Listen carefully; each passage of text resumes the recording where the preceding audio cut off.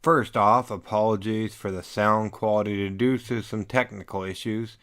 But anyways, in this episode of Getting Geeky with Game Relief, I sit down with Robert to talk about a game that, minus the dexterity element, gives me the feel of Rampage, the video game from back in the day. Then we'll check in on Kickstarter Corner. But first, some brief messages about our sponsors. If you're anything like me and have been tasked with writing adventures for your role-playing group, you're probably in a scramble the night or hour before your role-playing game nights, trying to come up with exactly how you're gonna slaughter your players. Not anymore! This episode is powered by the new Dungeons & Dragons Mystery Box that's currently on Kickstarter. Jennifer is building a custom 5e Dungeons & Dragons storyline. It will be a mystery, even to the Dungeon Master. This will be a new story with sealed envelopes for the Game Master that will be opened when entering a new area, with either a mystery to solve in the room, creature to attack, NPCs, or puzzles. The player's guide will have each room description available with room for the Dungeon Master to be able to adjust accordingly, or it can be read exactly for new Dungeon Masters. It is preset for players levels 1 through 20. Want to know more? Tune in next week when I sit down with her to talk more about it. Also, be on the lookout over on my other website, thegiveawaygeek.com, which will be having a giveaway from her really soon. You like games? Check. You like manga? Check. You like the 80s? Check. You're going to love this next sponsor. Double check. This episode is sponsored by Robotech Crisis Point. It's up for pre-order. Get some awesome exclusives by pre-ordering it today. In case you missed it, go give my interview with Dave, the designer and publisher, a listen by searching for Robotech Crisis Point on my website, GameReliefGo.com. Then pre-order soon, because when they run out of exclusives, they run out. This episode is powered by Shard Hunters, the card game. It'll be on Kickstarter through the 10th of May. Find out more during Kickstarter Corner.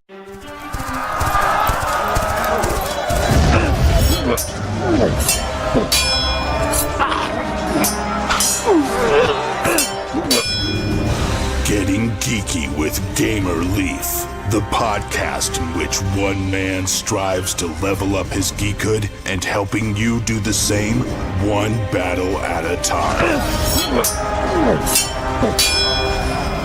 Now, let's get geeky with Gamer Leaf.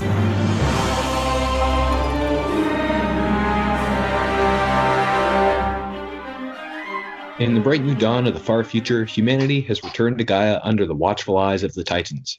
The Titans are vast and powerful artificial intelligences, repurposed from colony ships, that regard humans under their protection not unlike pets. As human cities have been reestablished and expanded, disputes have erupted, and the Titans walk out to settle their urban zoning disputes with violence before cooler heads prevail. Join us in the world of Gaia and defend your city with a solid offense. Does that sound familiar to you guys? It didn't to me either, but this is the story of TITANOMACHINA, and today we're lucky enough to have on the creator mastermind behind that. Is that correct? Is that how you fall in line with this game, Robert? Yep. You can call it TITANOMACHINA, you can call it TITANOMACHINA. In fact, seems to be a competition to see who can pronounce it their own way.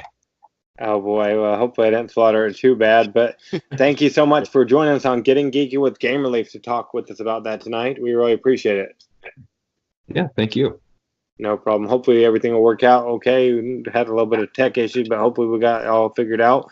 Now, before we jump into talking all about your game, let's rewind a little bit if we could. How did you get into playing tabletop board games? Well, I got into playing tabletop board games back in the day in my university days, nigh on, 20 years ago now.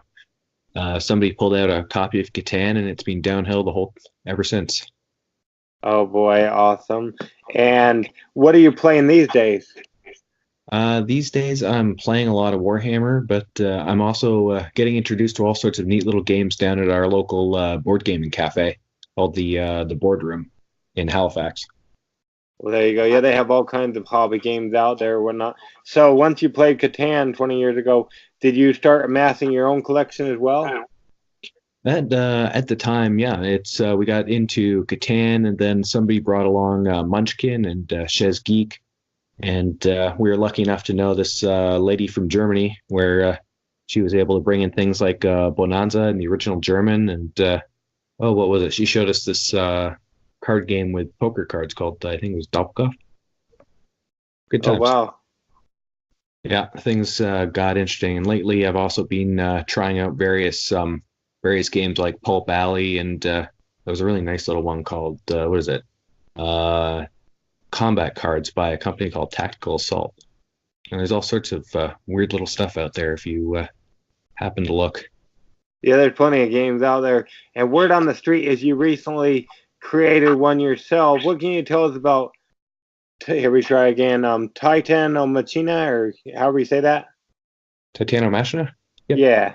Oh, the idea about it was that I wanted to combine some of the elements that I found really appealing about playing Warhammer with the convenience and sort of in-depth rules that you could get with board games. So I really, really enjoy the part where you sit down, you play a board game for an hour, you have a great time, you get up and leave. However, there's also this appeal that there is in Warhammer where you sit down and plan out an army, and you kind of like want it to work just a certain way, and then you play it. But the problem being is it's not that convenient. Like a good game will last between sort of 3 and 4 hours.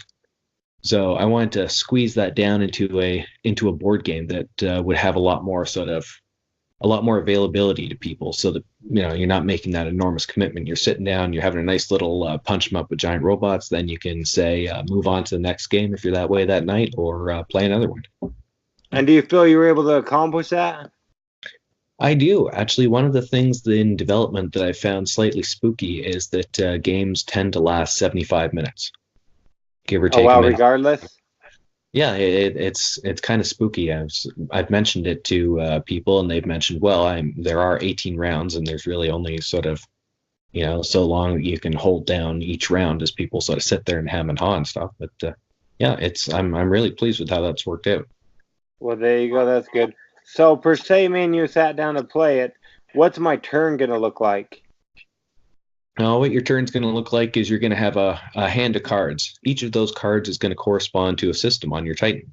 Now, what you want to do is, much like on the old Star Trek series and stuff, you're going to want to activate one of those systems and work out whatever it does. So some of the systems are weapons, some of the systems are limbs to move your Titan around. Some systems do more esoteric stuff. So there's a plasma capacitor, for example, that's a bit like a mulligan, where you can you pay 4 cards to use it. So that's 5 cards out of your hand, and then you roll to see how many cards you get off the top of your deck. Okay, awesome. Yeah, so in the game, you take turns playing cards or passing until both players pass, and then that's the round. So it's a bit of a back and forth here with players sort of taking shots at each other depending on who has the initiative. Okay, awesome. And how do I tell if I win? Do I have to have the most victory points or something? Yep, it's all about how much damage you can cause and how much damage you can prevent the other guy from doing. So, and is it just damage to one another, or it looks like there's also modular buildings in the game as well? Yeah, so the buildings were one of the things that I was really excited about, because in a game like Warhammer or whatnot, the terrain is just kind of random. But in board games like Santorini and other ones where you get to sort of build them up over the course of the game, I just love the way the game looks as you build it up. So in here, yeah, you don't just decide on the Titans and the weapons that you want to bring to the game, but you also want to decide on what kind of urban territory that you're defending. Okay, and so I have to defend my buildings, and then I have to try to destroy your buildings as well as your bad guys. Is that how it works? Yep, that's how it works. And there's also personalities in the game to let players choose whether they want to get more points from destroying enemy buildings or more points from protecting their own. Okay, well, just looking at it stuff and kind of what you explained, I'm thinking somewhat of like Rampage from back when I used to play that on the Nintendo. Is that similar? Yeah, that's very similar. In fact, I was playing my daughter last week, and she went after my large building. So like 3 sections worth of building. So she took off the top, then she took off the middle, and finally she smashed the bottom one right right into it with a combination. And it just brought me back to those wonderful days in the arcade of, do you jump off the building? Do you jump off the building? Got it, jump. And, the whole building sort of crumbles, and sometimes you hit the floor too hard and sort of crawl off in defeat. But that same feeling of, these two giant robots not only sort of smashing each other, but smashing the city around them. Oh, there you go. And it's not dexterity. It's all based upon what my cards and dice say. Is that right? That's right. Oh, okay. Awesome. And you said it takes 75 minutes. So it looks like this isn't the only time it's been on Kickstarter. What have you changed since your last go round on Kickstarter, if you don't mind my asking? Well, one of the things that we've changed is we've added another Titan model. So this one has more of a sort of she's getting ready for a kick sort of position here. We've added the building stickers. So the buildings are essentially blocks with stickers over the top, but it's amazing the difference the stickers make. So we decided to roll that into the core product. And also, where are we here? We also added some nice videos. So we got this absolutely fantastic how to play video done by Alex Williams, sort of up for people who would like to watch it.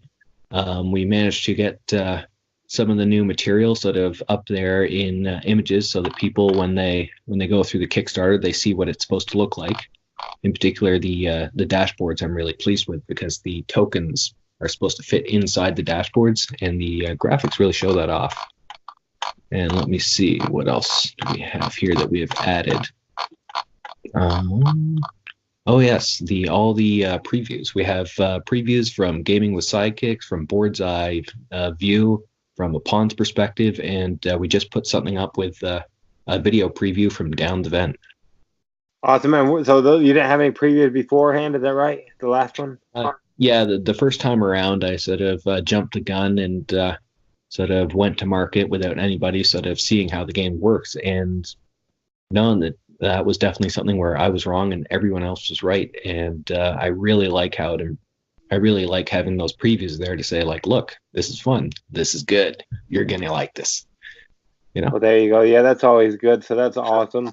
And what about marketing wise? Have you done anything different marketing wise with it?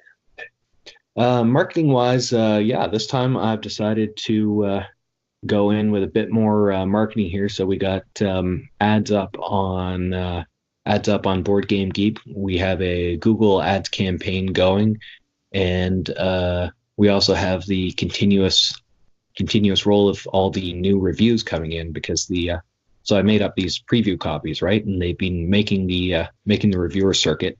And it's been great to say, okay, so to look, here's more reviews, and to put that out there on, say, the Twitter feed and Facebook and other social media avenues. Okay, so there's going to be more coming in. Yeah, I'm looking forward to seeing sort of what people have to say as it comes in. Awesome. Yeah. And also, word on the street is, at least, if not this weekend, by the 1st of next week, you'll have a giveaway going over there at thegiveawaygeek.com as well. Yep, that's the plan. Hoping to hook somebody up with a copy of TITANOMACHINA so that they can try it out for themselves. And there's something special about this copy. This will be a sort of copy that would contain 4 players. Okay, and let's see. So does the regular one have 4 players, or? Well, for our sort of minimum viable product, we're offering the 2-player game. Now, the game scales between 2 and 4 players, but in order to make sure that we can get it into people's hands and produced, we decided that we will go with the 2-player game and add the 3 and 4 player components as stretch goals.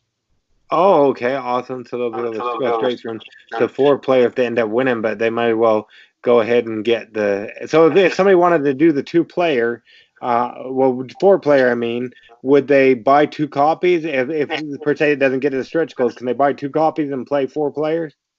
Yeah, that's one of the little plans that we had in there, was that okay, if we can't make it to people being able to have a pink and a green Titan as well as the blue and the yellow Titan, at least people would be able to put their sets together. And that's been some of the feedback that we've gotten, that people have been asking if we could trim the board a little bit so that people could put their boards together to increase the board area. Okay, awesome. So you got some feedback. Was that from last campaign or from this one? That from some of the reviews on this one, people have come up with interesting ideas while they've been trying it. Like one reviewer, for example, suggested that they play the personalities face down, so people don't know what each other's personalities are until the game ends, and then they add an additional layer to the scoring. Oh, okay, yeah. So that's awesome. Yeah, so they don't know exactly what the person's doing, and all the different characters. Is there more than the two different characters? Like, can I be like per se one color, but have other personalities? Yep. So in the sort of full game, there's 4 personalities, and the idea for the idea is that they match up with each of the crew members. And so you have the sort of rapacious personality, and the master crew too, for example, is the same person. And the hope was that people would be able to sort of pick up whatever personality that they wanted and sort of throw it in there and take it for a spin. Okay, awesome. And somebody likes what they've heard. What's it going to cost them to be able to pick up? Let's try it again. TITANOMACHINA? No, TITANOMACHINA. I forget. I keep saying it wrong. TITANOMACHINA. TITANOMACHINA. What's it going to cost for somebody to get a copy of TITANOMACHINA? There we go. That it'll cost them $60 US. And will shipping be charged after the fact? Yep, shipping is definitely being charged after the fact. Part of that is because we're going worldwide. The other part is that I'm hoping to use a fantastic delivery network. Let's put it that way. So they have all over the world to get people stuff. So we want to make sure that people are getting the best deals possible when it gets to that hub. Okay, awesome. Yeah, and I recently learned that if you do incorporate shipping during your campaign, that goes towards the actual funding goals, which could end up hurting people at the end. Well, that's the funny thing, right? Is that, what you really want to do with this is you want to make sure that when you get that goal, that people get that box in their hand. That's the most important thing. So there's all sorts of stuff that I'd love to add to the game. Like I originally wanted the Titans, for example, to be fully modular. So switch out, say, the plantigrade legs for some digitigrade legs, or swap out, these sort of little arms for bigger arms, or add in extra capacitors or jets or whatever. However, instead of adding another 100,000 to the goal that we need to be able to produce like that level of plastic articulated sprue, I thought it was best to go with Titans, where at least you could switch out the weapons, because of course those are the exciting, sexy parts, right? There you go, awesome. Yeah, and I've heard like going back to the shipping, if you even change the box size by like even a millimeter or something, anything, it can go up to the next bracket and it eats people alive. Oh yeah, you definitely want to make sure that when you're asking for money, you say like, okay, I can get you this box for $60. How we get you that $60? Well, we'll have to talk about that. I'm really happy that people would support us, knowing that it's going to be $60 for their box, but then it could be an extra $20 depending on the postage. And we're hoping that when we get this into production, that the robots and the buildings are going to have a nice bit of heft to them, right? Yeah, most definitely. It looks like you got approximations of shipping there on the page as well. Yep, we have a list of what we have for experience for shipping. So through the shipper that we're planning on using here. And of course, local delivery, but I'm sure everyone who lives around me and is getting a copy will be able to drop by and shake me upside down until a copy falls out. Oh, there you go. Awesome. Save a little bit on shipping. So there you go. And then you talked about weapons. It looks like there's 12 different weapons. So what kind of weapons am I going to be able to use to try to blow you up or your buildings? Well, you got something like 4 different types of weapons, really. You got your guns. So guns are nice because you can add more cards to them to throw out more firepower, just increase your rate of fire there. You have lasers. Lasers are fun. Lasers get a bonus against attacking other Titans. Then you got your plasma weapons, which are kind of like your big boom guns.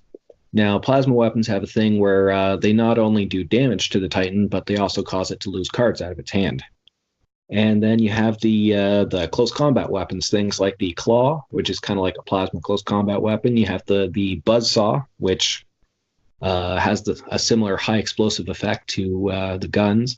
And you also have a laser blade, so you have a nice sort of long laser blade for reaching out and poking people. And then we have my favorite, the hand. So the hand doesn't do enormous amounts of damage, but it goes right through people's shields, and it's a nice sort of quick little, fast little weapon. Well, there you go. Awesome. And you can trade those out, and I imagine they each have their own different powers. Like, would that be associated with a certain card in the game or something?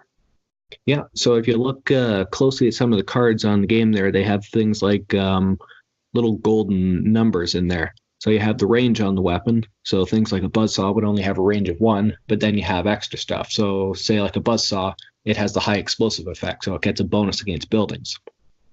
And then it also has an effect where it goes through shields. So usually if you hit something with shields, you'll lose dice. So the shields can blunt some or all of an attack. But with a buzzsaw, or especially a hand, the target is going to lose a shield before you lose a die. So they're going to be the kind of things where if you want to get through somebody's shields, you want to get up close and personal. If you don't want to get through their shields, or you want to keep the heck away from them, that's when you want the long range weaponry. Awesome. And when we get into combat, am I gonna my favorite game of combat is, I'd have to say, Risk. Am I gonna be able to roll my die against your die? No, it's just it's going to be my move against your move. So part of it, when they're attacking each other, is a Titan's going to attack whatever system the other Titan has activated. So if the other Titan is activating a system, say one Titan activates their buzzsaw, the other Titan activates their claw, that buzzsaw is going to hit that claw. So what you want there is you want to make sure you're either going first through the initiative, or your buzzsaw or your claw or whatever has enough protection that it's going to survive that attack, and its own attack against that buzzsaw is going to break it. I've had these wonderful situations where somebody tries to throw a claw in your face, and you manage to catch it on, say, a plasma howitzer, and a plasma howitzer is a really big gun, so a claw is not going to do enough damage to prevent it from going off and, say, blowing off the guy's claw. Imagine that big claw there clamping down on the barrel of a plasma gun and them both going off at the same time. Oh, okay. Interesting. Yeah, so looking at the game, it looks really good. It looks awesome to me. And since we've talked, your campaign's gone up another $60, so that's exciting. Oh, yeah, that is definitely cool. So just sitting there thinking, like, come on, this isn't even released yet, and it's going up. Well, there you go. Awesome. Now, when it comes to every time I have to say it, it confuses me. When it comes to TITANOMACHINA, you got it. Okay, when it comes to this, what makes your game pop is when my audience should go check out the Kickstarter page, and if they like what they see, back it on Kickstarter so it can become a reality and they can try to blow up their friends. Yeah, because that's what I think makes this game pop. Is it's an in-depth, crunchy brawl. You can have a nice little random flailing about with friends, or you can have a really precise cat and mouse duel. So that's what I'm hoping, that this scales so that as you introduce your friends to it, that and they go down the rabbit hole, that it's a nice deep rabbit hole, so that people can really enjoy all the little fine things about the game when it comes to sort of hammer each other with giant robots. And plus, it sounds like it's only going to take me about an hour and 15 minutes to play every time. Yep, so there should be lots of time in a game night to be able to throw it out, throw it on the table, turn it around, and maybe get your revenge in. Awesome. And is it the 70, like if we get to the 4-player stretch goal, is it still 75 minutes, or how does it go if we get more than 2 players? That it pretty much stays at 75 minutes, mainly because the amount of damage getting inflicted on everyone scales up. So you're not just worrying about getting shot in the front, you're getting worried about getting shot from the front, the back, and the sides. So as these things go up, the sheer amount of damage caused by all the Titans together then shrinks the amount of time actually happening in the game. It's kind of a neat effect. I'm very, very proud of that.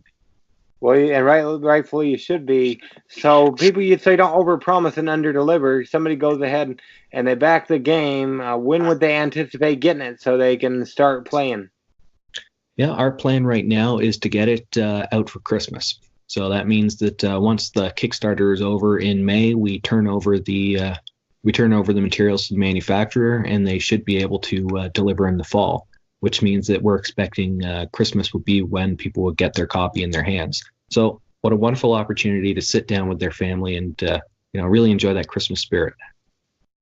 Awesome, and it looks like if anybody wants to get it outside the U.S. or retailers, they can save $60 and get 4 copies for the 180. Is that right? Yep, that's correct. For retailers or people who want to give it away as a Christmas gift, there's the pledge where you would pay $180 for 4 boxes. So essentially, you get 1 for 3. There you go. And it looks like a couple of people have jumped on that already, so that's exciting.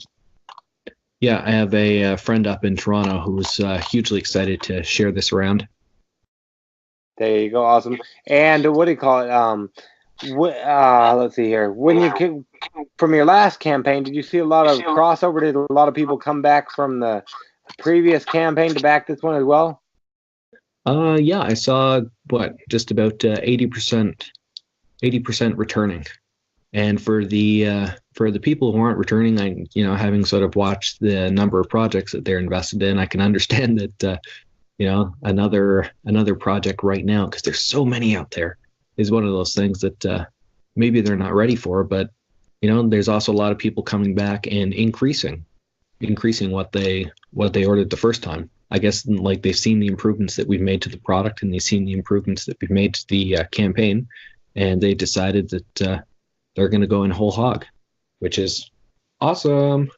Yeah, most definitely. And the other people might have just missed the emails. Like I get all kinds of emails from Kickstarter. Sometimes, they're just too much there, it seems like. Yeah, it's like walking into a vast store and seeing, sort of all the other things that people could see. But you know what? I think we're in a golden age. That's a fantastic thing that people have all these options. Like I get to be able to put this out here in front of people, whereas if we were doing this traditionally, I think I'd need to get I think I would need to have several $1 million under my belt just to get a sort of loan from the bank. Most definitely. And this way, if we can get to that $30,000 stretch goal or a $30,000 funding goal, then you can get it out there in the world and other people can enjoy it as well. Yeah, not just get it out there in the world, but start on the funding for all the expansions I have planned. Oh, there you go. Most definitely. Yeah, build a community and sort of build some really nice content for them to sort of bring into their games. Awesome. So that's exciting. So yeah, first off, we need to go ahead and get this game to its funding goal. It looks like it'll be on Kickstarter through the 20th of May. Yep, I've been advised that it's a good idea if it's your first Kickstarter to give it a good long time so that you can build people's trust. There you go, most definitely. And so what will you be doing to build that trust during the campaign, Robert? Well, my plan is to keep getting the reviews up there, to keep getting the word out, and perhaps share a little bit of the how the sausage is made for Kickstarter, so people have an idea that yes, once I get my hands on their money, I have an idea of what to do with it. Well, there you go, most definitely. So that's good. Now, we don't want to keep you all night, so Minus coming there to stalk you in your hometown. How would people go about keeping up with you? Well, people can keep up with me on Twitter at Octopity Games. We also have a Facebook group, which I believe I put the doors open on. There's also the Kickstarter itself, which people can follow all the external links. Now, it's usually when people go to Kickstarter, they go to Kickstarter to be on Kickstarter, but there's some absolutely fantastic review sites out there. Just, click on the links and go through all the amazing stuff that's out there. And hopefully once they've done that, they'll come back and say like, wow, this TITANOMACHINA game looks awesome. Let's spend our money on that instead of everything else. There you go. Awesome. And like, if you can give me the link. So it looks like if they just click on over to the Kickstarter page, if they scroll down, they'll be able to go directly to those links that you talked to. Yep. So I got awesome. the links up. Got the rule book up if people want to have a peruse through it. Got a how to play video up. Got what else we got here? We got some nice images of the game components. And of course, we have the all-important social stretch goals, which we've listed under Praise the Titans. So things like joining our Twitter feed, joining our Facebook group, and hopping on Board Game Geek. Awesome. And so they do that. We get some of these stretch goals, the social stretch goals unlocked. What's that going to give us? The stretch goals being unlocked, firstly, that's going to get the word out. That's fantastic. So the more people who hear about it, the more people who are going to follow it, and the more chance we have of funding it. The other thing it's going to get out is going to unlock certain little bits of content that I personally think are fantastic and that would add nicely to the game. So one of the things to think about is the crew members. So the crew members are, they're usually in a giant robot game. It's the sort of heroic, plucky, sort of young, most emotionally sort of unstable sort of teenager you can find to stick in your billion-dollar robot. But in this case, it's the robot picking out the crew members. And we're hoping that some of these social goals will let us unlock new crew members. Okay, cool. And maybe possibly some weapons if they get enough votes over there at BGG, it looks like maybe. Yep. So things like unlock crew members, unlock weapons, unlock extra systems. Well, there you have it. So that's awesome. But yeah, like I said, we don't want to keep you all night. And just a reminder, anybody listening, look out for the Giveaway Geek. There will be a giveaway going on over there that you can help get more people to be able to see it as well, and hopefully get those stretch goals met as well. But yeah, we don't want to keep you all night, Robert. But we really appreciate you coming on, getting geeky with Game Relief with us to talk all about TITANOMACHINA tonight. Perfect. Awesome. Yeah, we really appreciate it. All right. Thank you so much, Blake. It's been great talking with you. Yeah, no problem. You too. Gamer Leaf levels up. Wow, I want that game. Truth be told, I was a backer that joined his campaign during our chat. But mum's the word. Once again, apologies for the sound quality. Let us go to the corner. Kickstarter corner, that is. What is this place? What is it doing here in the Leaves computer? Oh, it's Kickstarter Corner with the Leaves. Your kids are losing way too many dice. Plus, you want to be the coolest one on the block when it comes to rolling and storing your dice? Then you're going to need the Nomad's Magnetic Dice Tower by Master Monk. It's a magnetic dice tower featuring handcrafted inlays and a unique design that works with the Nomad's armory. It folds down nicely and is held together by earth magnets. The audio alone just doesn't cut it. I'd encourage you to jump on over and check out their Kickstarter page, as well as giving my interview with the creator to listen.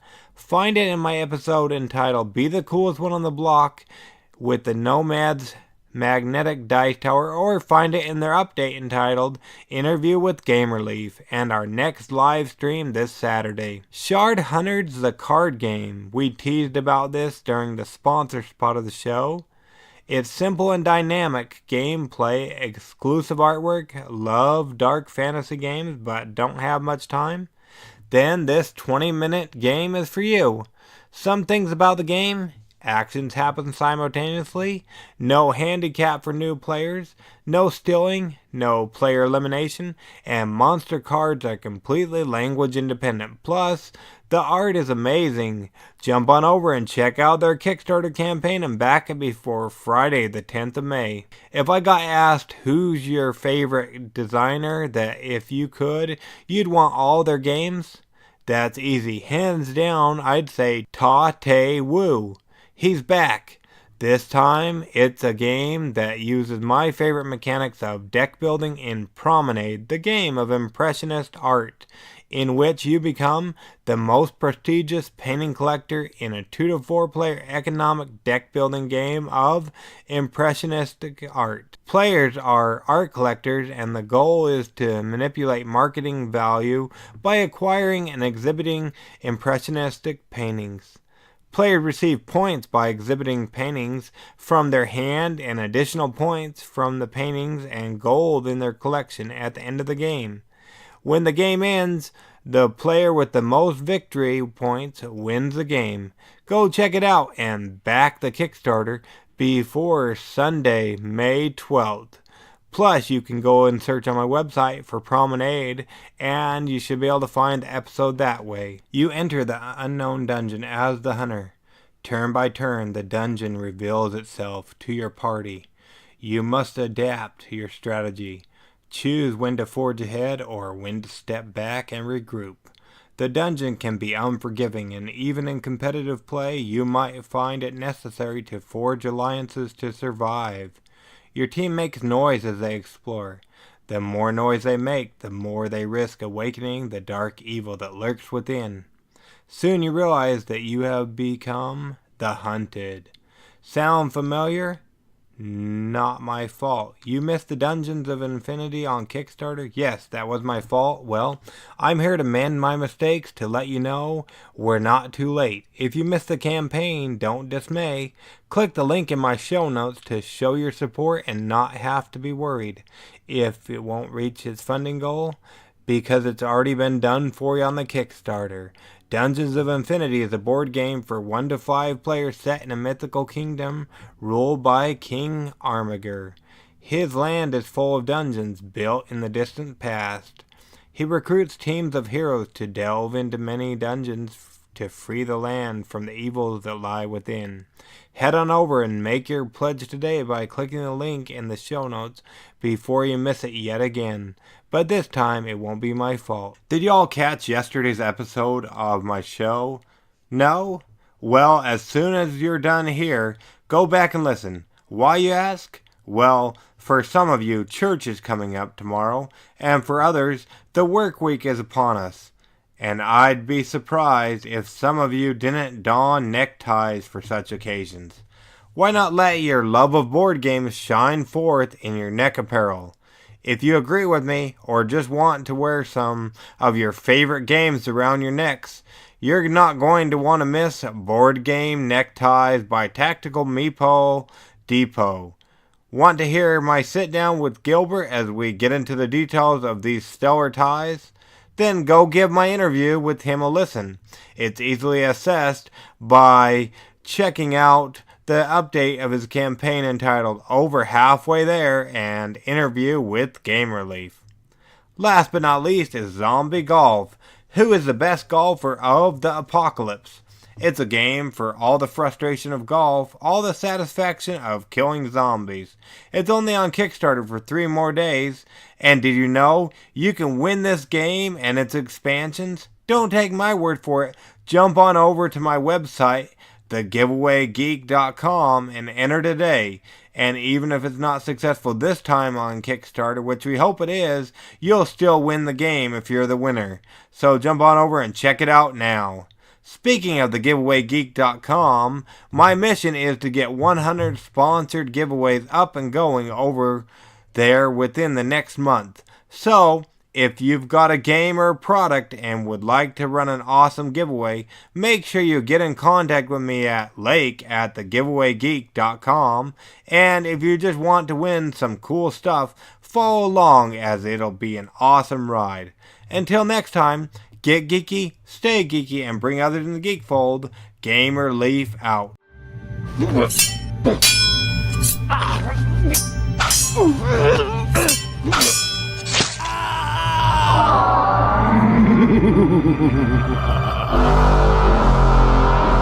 Game over. Tune in next week to see if Gamer Leaf and Dreams are respawned.